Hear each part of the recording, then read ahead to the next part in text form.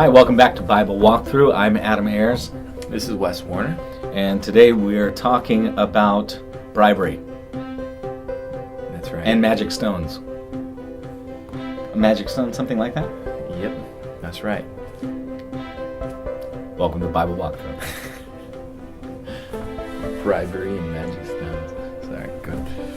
I think it's in your translation of the Bible, Adam. You should probably read that. This is the New Revised Standard that calls it a magic stone. The New King James calls it a precious stone. It's one of those Hebrew terms that it's just a goodly stone. It's got stone in there. It could be a jewel. It could be... Mine says charm. Charm, yeah.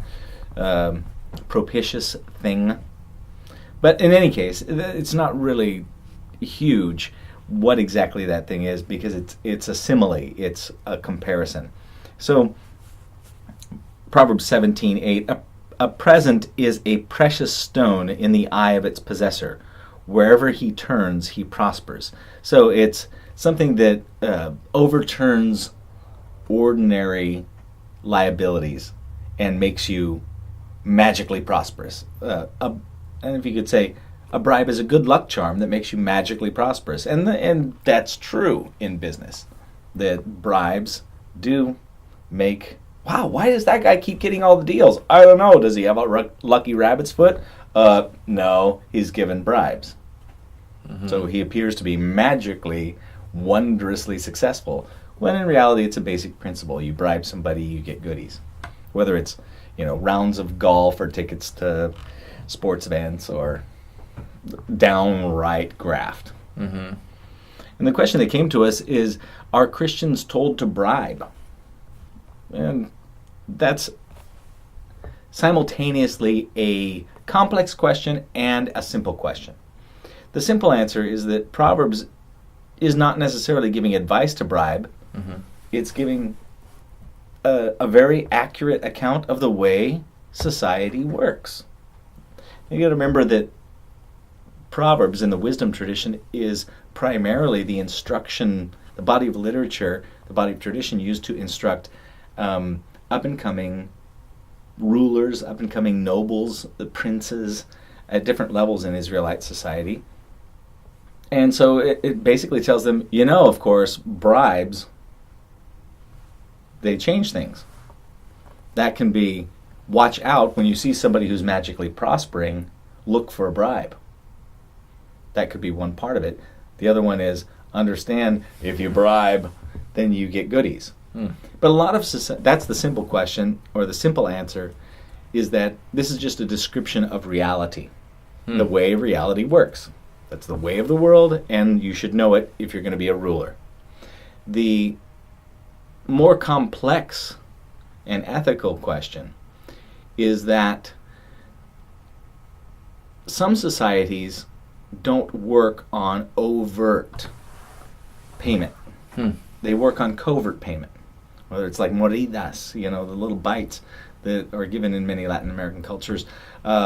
Many parts of the world operate on non-explicit contracts, non-explicit forms of payment. A very simple way of understanding that this for those are in the West, in North America, is the idea of tips. What's a tip? If you gave your tip up front to your server at a restaurant or to your valet, it would guarantee, ostensibly, that you would get better service. You tip if you went to a restaurant and the food server came to you and you were supposed to give your tip at the beginning and you tipped 25%, what kind of service do you think you get? It's understood in that scenario that the server is not just working for the price on the menu, the server is working for what you're going to leave the server at the end. And that's not guaranteed, it's not contracted, it's not overt, it's an implied social contract. And in many situations, a bribe is considered to be the tip that makes something happen. And in that, those situations, probably yes, Christians should bribe. They should tip. Which is really a form of bribing to get good service. In other situations where bribes are not supposed to be present in issues of justice, then Christians should not. And it really is a case by case to try to discern which situation it is. So, what do you think? Yeah, that's interesting. While you were talking, I looked up the definition of that word bribe. Mm-hmm. And it says in the Strong's Concordance that it can mean to give a present or to bribe. And the word bribe has those negative connotations. It just sounds like you're doing something illegal. You shouldn't be doing it. But the way it's defined in here, it says in the Hebrew, to give a present. Mm-hmm. That's not necessarily... Or a reward. Or a reward, like you said, like giving a tip to somebody. It's not a bad thing. Like, I have a guy that I work with who... He always buys coffee cards for people, and he gives them to people. Mm-hmm. He just gives them away as presents to people, and everybody likes having him around. I mean, imagine that, because he likes to give out these gifts, and there's nothing wrong with that. He's not asking for anything in return. Mm-hmm. He just likes giving out coffee cards to people.